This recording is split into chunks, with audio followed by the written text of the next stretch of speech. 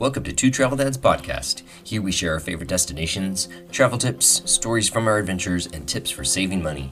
Be sure to subscribe and check out our detailed show notes at twotraveldads.com/podcast-episodes. Hey, welcome back to Two Travel Dads Podcast. I am Rob, your host, and I have a hostess with me today, Miss Kate. Hi. Who also has been on here before to talk about our family's trip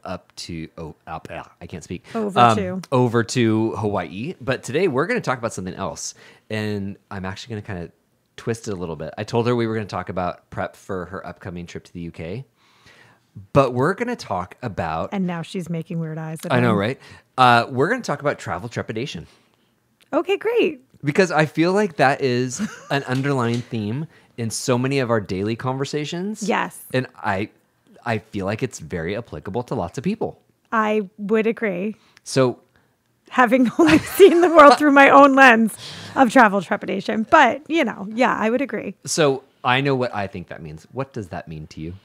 Essentially just travel anxiety. And the reason that I know it does affect others is because there are 1,000, Pinterest posts about, traveler's tummy and how to get over your nerves when flying and all of these different things. So it's not, I know I'm not singular in my unknown fear. Wait, traveler's tummy. That means one thing to me. What does that mean to you? People get weird stomachs when they travel. Like they're, okay. all of their normal constitutionals are, thrown out of whack. So, okay. But also people tend to eat a lot when they travel. That's what I was thinking. I was like, also a thing. But I have fun. I think that anxiety is always linked to your gut for some reason. Not a doctor. Thank you. Not a doctor. Not a doctor. But, I think that for whatever reason, I know my stress has always been linked to my gut. So throws my whole system out of whack. Yeah. Well, so you've got a big trip coming up.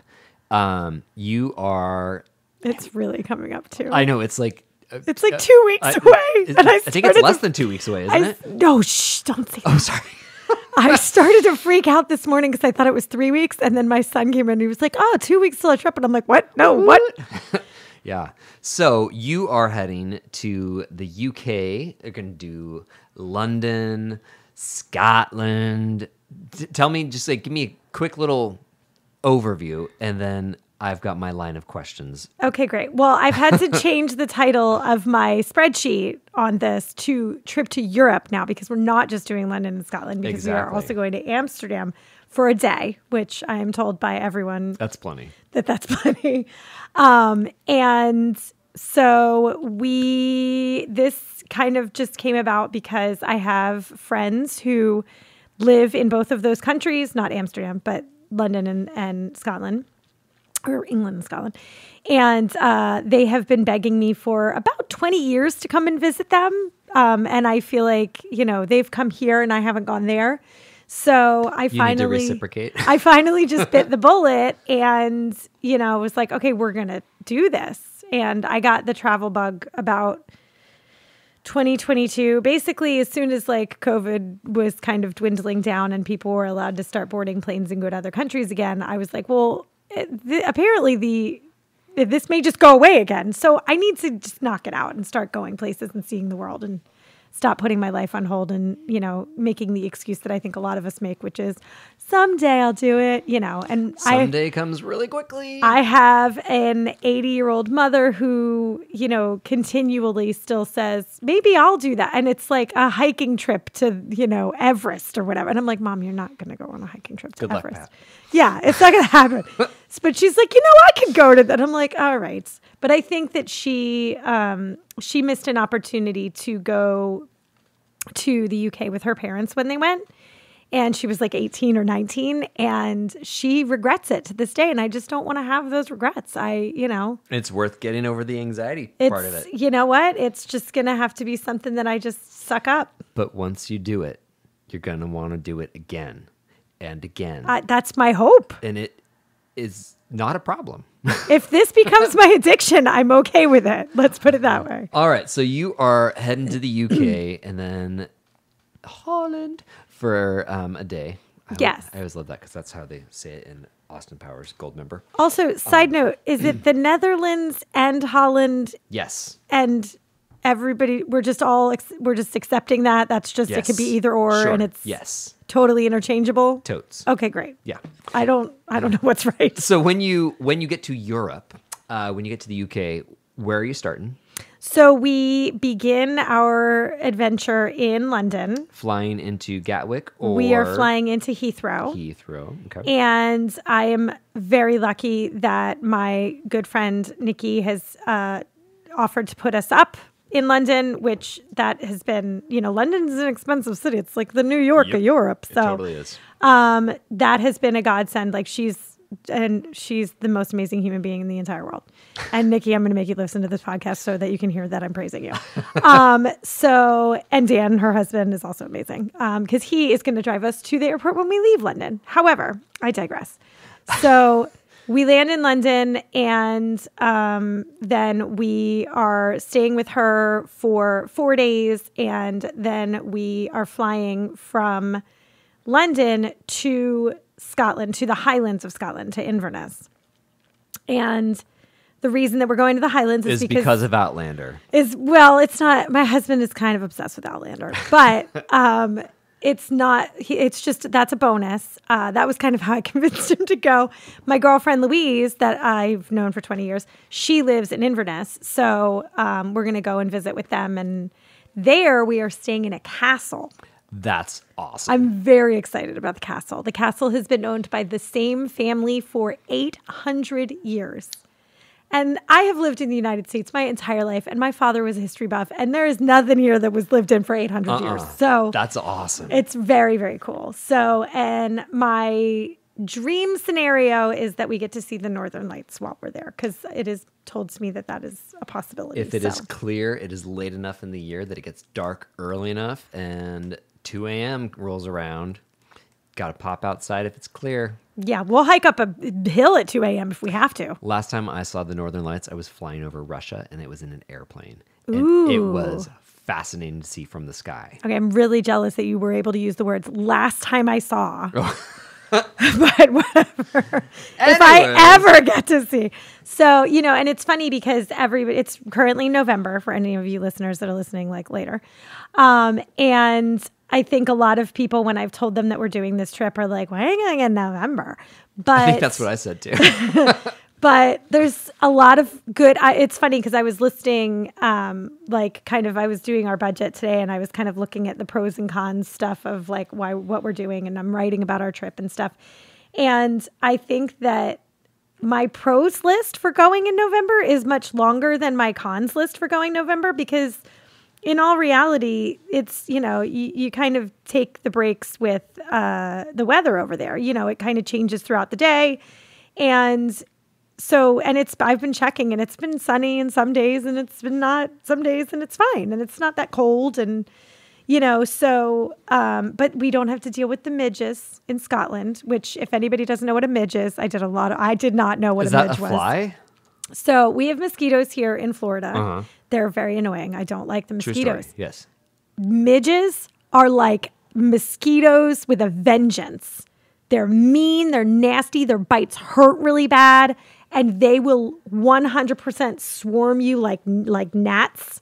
It is very not enjoyable. Sounds great. It's like horror movie level. Sounds like mosquitoes in Alaska. I'm not, don't put that on my list of places that I'm going then. Sorry. Or I go when it's cold there. Yep. But so the midges in Scotland we're going to miss, which is like perfect. The Northern Lights aspect, was a big thing for me. I really wanted to be able to see that. And it's less expensive if you go in the off season. Going to Europe in the summer is very expensive. And busy. And yeah, so not, not having crowds and stuff like that. And then also like London at Christmas time is beautiful. There's so much, they do, the whole city is like decorated, and it's just, it's like the real version of Disney. Burn. So, so that's like really, there are a lot of more pros than cons. And honestly, I can't have my kids going to Europe and be falling in love with it, right? There has to be a They little have to reality. they have to have some gray days to keep the reality. Yes. They have to be like, this is cool, but also it's really cold. I don't really want to live here, So as you've been getting ready and as time marches on, so one of the things you were asking me to help you with was to kind of look at your stuff and make sure that you're all ready to roll for things like customs and stuff. Yes. Do you feel so? I've been through customs lots of times, and I do get nervous every time, even though I know I don't have You don't have a dead body in I your don't have a bag. dead body. I'm not trafficking drugs or anything like that. What is it that makes you nervous about going through these different processes for international travel? So I will say this. Do you have a dead body? You listen to a lot of podcasts. I do listen to a lot of podcasts and a lot of true crime ones. But I think that the thing for me is okay. So weirdly, I am the person when I get pulled over by a police officer, I start to sweat, even if I've done nothing wrong, and they've pulled me over to like let me know that there's a road closed or like my taillight is out or whatever. I still am sweating like a person who has a dead body in their trunk. I don't know why. I've never had like a negative run-in with authority, but that is my experience. I don't know why. And so I think that aspect of it is a little bit scary. I'm very nervous about what they're going to ask me, and that I'll like slip up and be like, no, I mean, yes, I don't know. What was the question again? Or that your kids will have a sassy comment. Oh, then my kids will be like, they're not my real parents. And then like because anybody, your listeners don't know my boys, but they can be, they can be essentially like me and kind of goofy and weird. I can picture it happening. And they think it's like funny. Now, and of course, now my youngest thinks that my oldest, who is the much more prankster, is going to do that. And he keeps saying like, Ben, don't say anything weird to the customs people. So, there's that aspect of it. I'm sure they'll behave when we're there. I'm sure they'll be like, when yep. reality hits, Right. You could be separated into the country. I mean, keep in mind, my oldest his number one goal in London is he wants to make one of the guards at the palace laugh. And I'm like, everyone tries to do that and it's not going to happen. He's like, oh no, it's going to happen. And I'm Best like, of great. luck, Ben. I know. Yeah, right. So, but, I think also there's so much information, it kind of gets to be like overwhelming as far as global entry, clear, or mobile passport, or this or that or the other thing. And I think that, so like if you don't travel a lot, you're like, well, wait, which one is right? What are those things? What do I need? Yeah. Did you do any of them? Did you do mobile passport? So I downloaded the app. Okay. I got that what far. What happened next? And then I got nervous and I stopped. Because I was like, do I go in a special line for that? Like, what does this even mean? Does it just mean a person is not scanning my passport, just a machine is? And like, I do a lot of internet research before we go on trips, but the internet research is like, even like... Sometimes it's sketch and not reliable. Well, and it's just overwhelming. Or sometimes people will write something that's a real generalization where they might tell you, oh, it works this way. But then that was their experience in one airport, and then they went to a different country, and it maybe didn't work the same way, or maybe they didn't tell you about all the other countries that actually didn't accept the mobile version of a passport. Right. Yeah. So just to kind of set you at ease, you can never go wrong with a paper passport. I'm bringing my passport. As long as it is still valid with at least 6 months, you're good. Yeah, I think that the documentation... And you don't need any visas for where you're going. Yes, I did look into that, and I don't need any visas for where I'm going, thank goodness. But I think the documentation thing can be very overwhelming for people. So when our passports needed to be updated, because mine was not going to be expired, but it was within that 6-month window. And I wouldn't have known that had I not researched that, you have to have it. It has to be 6 months of validity or more. And then both my boys needed passports. So, of course, then we go to the passport office in April. Everyone, just FYI, if you're going out of the country, please get your passport early because it takes a long time. So we applied for our passports in April. My husband and I renewed. My boys, we got new ones. And we were waiting. and waiting, and I'm like sweating. And then I'm getting emails from the airline saying you have to put your passport information in. And I'm like, I don't have it yet. What do you mean? And so we finally got so you were able to purchase without having your passport? Yes. Oh. Which, is that not a thing? Are people not able to? I always have a valid passport, so I've never not just put it in right there because I'm worried that I'm going to forget to put it in. I think so I figured you had to have it ready to roll. Yeah. So, so finally we got our passport in for, we did get them in like September, but it took from April to September, which is a pretty long time. And, and I'm in the meantime hearing all these horror stories of people being like, you're not going to get it in time. Oh my gosh, it took us forever. Da, da, da, da, da. So then I'm like sweating that. So I think there's a lot of just built up anxiety for me. From months of thinking about it? Yes. And, it's like, would I rather plan a trip in the last minute? Probably not. No, I started planning this trip in February. We're leaving in November. That is not enough time for me. I could have taken 2 more months to prepare. However, but I think also, making sure that, like yesterday I was walking through Michael's, weirdly, the craft store. Like the craft store? Yeah. And I was listening to another podcast because it's like my thing.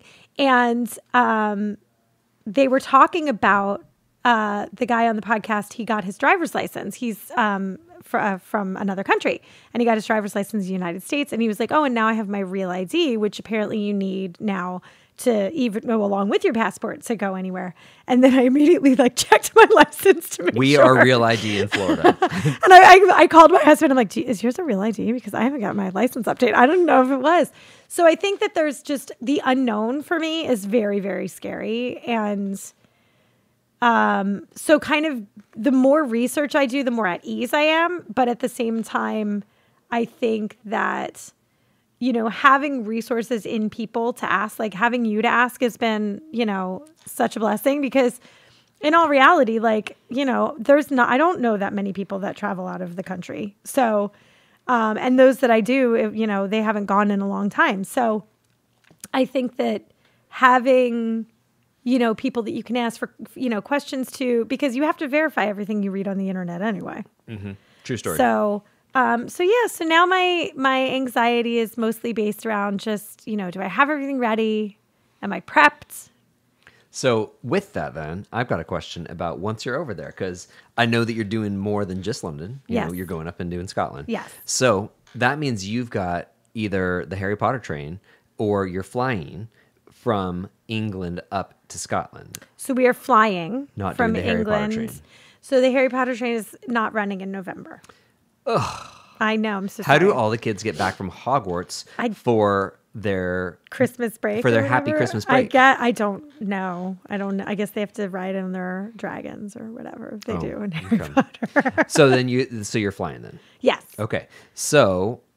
And the flights were super inexpensive, Okay. so it was totally worth it. It was like $49 for each of us or whatever. I'm sure we're on like a plane that, there's like a guy running Is to it take Ryanair? us off. It's not Ryanair. But, so we're flying from Gatwick to the Inverness airport. And then here comes another anxiety-inducing thing. So my anxiety comes from the getting there. Once I'm there, I'm usually okay. Wherever we go, once I'm there, I'm probably good. My husband, however, his anxiety comes from the driving part of it. So in London, it's going to be so funny. in London, we're not driving because it's London and you don't have to. You don't need to. And then we're staying with friends anyway. And but when we get to the Highlands, it's all farmland and open fields and whatever, and 1-lane roads. I'm like, don't worry about driving on the other side because it's all 1 lane anyway. But daylight savings time it'll be dark. And winter, so it gets dark there at like 4:15. So sounds like Seattle. it's really, I think that is, and so I was worried about. So we're flying into Inverness, and we get there at like 3-ish. Like 3:30, I think we land. And then we have to go get our rental car. And then we're not staying in downtown Inverness. We're staying on the outskirts of Inverness because castles, castles. Because they can't just keep all the castles in one city, right? Sure. So, so then by the time we would get to the castle or even be driving to the castle. It's going to be dark. So then I started thinking about, oh, he's going to freak out. Like there's going to be yelling. It's going to be stressful because then you have the dark, you have the other side of the road, you have the other side of the car. Yep. So that's a lot. So can I give you a little silver lining on that though? Yes. Okay. So you arrive, by the time you get to your castle, it's dark. One of my absolute favorite things about travel is arriving at night and then in the morning waking up and seeing the light hit everything and realizing that I am in a completely different place and not having any like previous like thought of, oh my gosh, I can't wait to see this again in the daylight. And it's all so very fresh and new. It sounds really weird, but arriving at night and then getting sunrise wherever you wake up is actually awesome. All right, that's pretty It's cool. one of my favorite things about traveling on a long travel day. I'll take Brian yelling at me for that. Oh, it's totally worth it. And he will also think so. He's going to, so And he there will be gets sheep. Yeah, He'll be there'll be excited. sheep everywhere. He gets very stressed out. Like Siri stresses him out when she's giving him directions. Yeah, like she even my stresses me Siri, out, who too. is an Australian man, like it doesn't matter what voice you give the Siri. He gets very stressed. And then if I turn Siri off and I just read the directions, I become the Siri. And then Yeah. he's for yelling at me, why? I can't go down this road. Yeah. So, I think but he's going to have to drive while we're there. And so that's his anxiety that he's going to have to get over. And of course, for the listeners, he doesn't think he has this anxiety. So, okay. But, This is Brian who doesn't like to come downtown here. this is Brian who does not like to park in downtown St. Augustine, Good just times. FYI, because parking is really hard. And so, I think but I think everybody has their kind of their hangups of the unknown. And I think, when we went to San Francisco last year and, for him, it was even public transportation because it's that unknown piece, right? He was like, I don't know how to, ride the ferry or the subway or the trolley or the bus or whatever. And so it's like once he's fine on an airplane, but once he's on the ground, that's the part that kind of stresses. Like, how are we going to get from place to place stresses him So out. for him, something that's already all squared away and where he does not have to be in charge of getting himself from point A to point B, that's what would be perfect for him, an anxiety-free trip. Just Yes. like If he had show like up a- and be carted around. Yes, if he had a chauffeur, if he was wealthy beyond his imagination and had a chauffeur for every trip, it would be ideal. His own personal Uber driver. And actually, the day we Ubered in San Francisco was probably his least stressful day. There you He was go. like, this is so easy. But like once we got the hang of it there, because the transportation system in San Francisco is fantastic. Yeah. And once we got the hang of it, I mean, there's an app, London has an app. They have a City Mapper app. And you already have your Oyster cards or something, don't you? You mentioned you had done don't. something. You're going to look for an Oyster Oh, card for me, yes, actually. I will. No, I have to. And that was the other thing I did research on that I wouldn't have known. And I think there's so much unknown. And I think that is what stresses people out. So when you go in the tube, for those of you that don't know, when you go in the tube in London or any public transportation, every single person, not family, but every single person has to tap in and tap out with a card. So you actually tap it like you would tap your credit card to pay for something. And it tracks by that card. And you have to use the same card every time for the same person. So like if I use my one, Brian has to use a different card than I use because otherwise it's going to track us differently. So, and then my kids they don't have their own credit cards because Lord knows them, never given them. So they have to have an Oyster card, which, then I had to figure out, okay, what's an Oyster card? How do you get one of those? And then that, they can tap in and out on as their own. So it's a lot. I mean, it's learning any new city, but like you're only needing it for a week. The first time I experienced public transportation with the tap, it was before that was a standard in the U.S. and I didn't have any credit or debit card that had tap Oh, ability. no. And my friends had got on the bus and they were like, "Get on." You're like, can I give you like tokens? What do I do? What do I do? And the bus driver was like, "One of your friends has to pay for you." And so they're like, okay, I didn't use this one. And that was how we got home. Wow. Yeah. It was kind of... You're like, I live here That's now. also when I realized how different the United States is in terms of accessibility and ease of everything, and how behind the curve the U.S. is with so much stuff. Well, I think in big cities in the United States, they've got it down. You know, Better. Their public transportation systems are much better. But when you live anywhere outside of a big city, you know, forget it. And I think for people who didn't grow up using public transportation or currently using it, even I grew up using public transportation. I grew up in Philadelphia, which has, you know, we use public transportation for a lot of things, but. I think when you aren't using it in your everyday life, and then you go to a new city, right? You're like, oh my gosh, how do I navigate this? And what if I get lost? And, you know, it's funny because I have a friend when I went to New York for the first time who I said, what if I get lost on the subway and I get off at the wrong stop? And she's like, you just get back on. Yeah, true story. And I was like, oh, okay. So, you know, you have all this pent up fear. And then when you get to the what's the worst case scenario? Then you're like, oh, okay, it's not really that bad. So I think it really is for a lot of people. I know for myself, you know, it's definitely the fear of the unknown. I'm just not sure how to do this.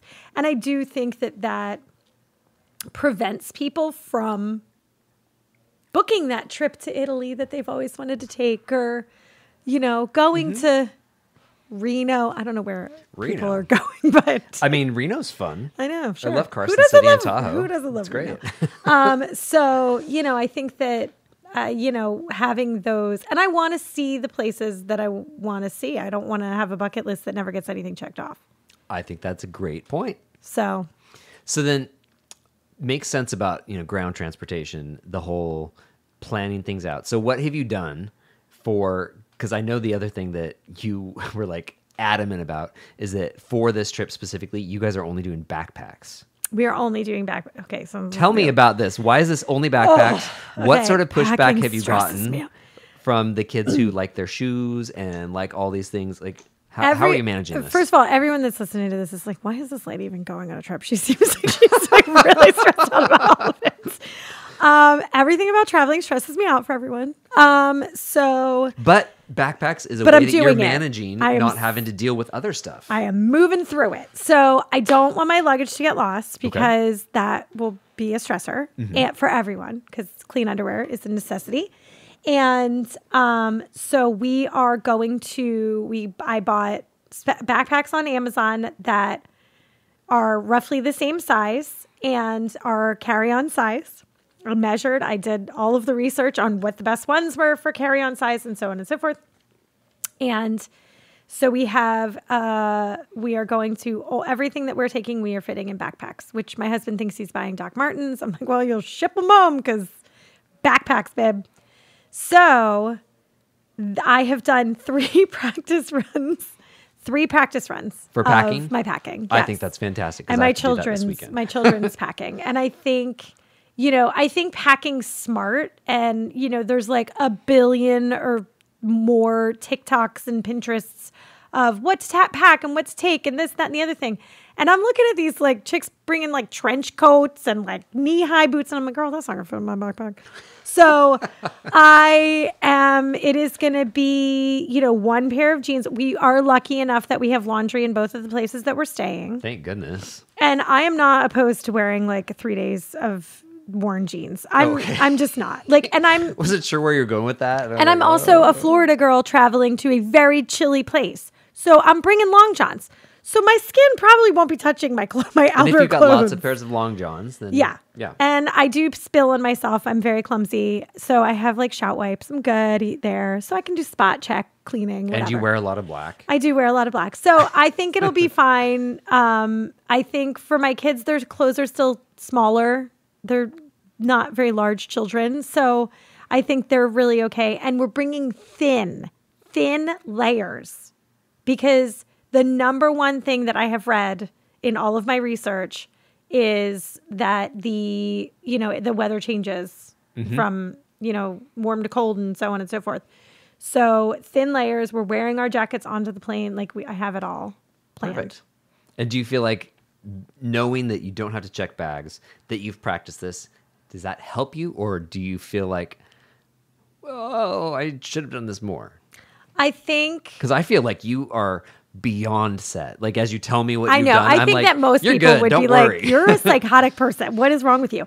I think that these are all the things that I do to kind of ease my mind and not having, because my heart rate will start to grow as soon as we are on the car on the way to the airport. We're flying out of Daytona Beach Airport, which is the best, most wonderful, literal shameless airport. I love plug, it. not a sponsor. Shameless plug for Daytona Beach Airport. But it is like, it's like going to the shopping mall and getting on an airplane. Yeah. That sounds weird and kind of maybe like their planes are wonky, but they're not. It's an great. international airport, but it's so small. It's so great. And it's like one guy named Jim that works at the security. He's like, "Hey, how you guys doing?" And Come on sometimes you through." get there and they don't even have security open yet because nobody flies out at 3 o'clock in the afternoon. I know. It is the best airport. It's never crowded. They have really good So that's food. a great way to actually start your trip, is by starting your first leg with the least stressful thing you could possibly imagine. That is why I chose that place. And it love was it. cheaper. So bonus. But it's the same. We live in St. Augustine, so Jacksonville is about the same distance from Daytona Airport and from us. So, it was an easy choice. And that way I can feel, I don't have to deal with like, I think the stressors a lot of the time too, when you're a parent and you're traveling with your kids, the stressors are like, oh my gosh, and my kids are going to be there. Like I have all my own travel anxiety.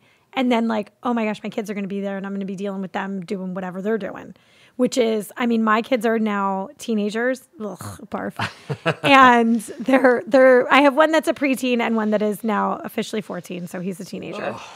And they're both, whiners. I love my children. If they're gonna ever, I know listen what to you this. mean. I do love my children, and I think that both of them would admit that They're they are excellent whiners. about communicating their thoughts and feelings. Yes, they are not. They're much like their mother. So, but I think that a long line is annoying to anybody. We've been at Disney on a ride they wanted to go on in a long line, and they're like, "Ugh, how long is this line?" So, you're dealing with your own anxiety of just like, okay, I'm sweating bullets over here. I'm getting nervous about going on this airplane and going to this place that I have to fly over the whole ocean, and then you have like whiny children that are like, line's long. And, so I think that going to an airport that the lines are not going to be long, starting that, and then just like getting a cocktail and chilling in the, lounge and reading your book. Books. That is my key to travel. I have no response. So the reason I have no response is because you're bringing just a backpack. 3 books will be in that backpack. Like 3, at least, minimum. Wow. Yes. I have to finish my current book because I can't bring a half book. So, yes. And you can't just bring a tablet. No, I don't like those. I like to smell my books. I know the little e-readers are great. Great No, way I'm to bring sure multiple my books. kids will have that, but they have their iPads that they'll use for like reading and watching movies and whatever. I have to have physically have books. I'm an old school girl. I'm a Barnes and Noble sitter and reader. Well, you are going to struggle with the little backpack and not buying a bunch of old antique books that really smell like old books when you get to London. So and we're gonna go to Leakey's bookshop in Scotland because it's like the oldest bookshop in like whatever the history of the world or whatever it is. That's not true. That sounds awesome. And it's got like a crackling fire in the middle, which I'm like, ooh, that's a little bit of a fire hazard. No, but it looks so just like, oh, I could just stay here all day and drink a tea. And so we'll have read to my have books. another podcast episode where we talk about your trip when you get home. Yes. Because And see if I've survived. well, I want to hear how all of this went, but then also I'm kind of curious because I haven't been up to Scotland. I can't wait Well, let me take you there. I can't wait to hear about it. So I think I think the trepidation of getting there is my biggest. There's just a lot of logistics that go into it. And I think that, and talking to other people who are like, oh, I've always wanted to go to blah, but it's just so much work to put into, researching where do you go, where do you stay, so it is really helpful having a friend that's a travel writer. I'll tell you that much. Good times. Well, thank you for going through all of your qualms and anxiety because like I was saying, it's not something I necessarily face, but I know other people do. And you have such a different take on it than me. Yeah. And it's great. So thank you for sharing. Of course. And being vulnerable. Nothing if not vulnerable. We will definitely have Kate back to talk about all the Scotland and England things when they return. In the meantime, thanks for tuning in. Check out this and more on the blog at twotraveldads.com.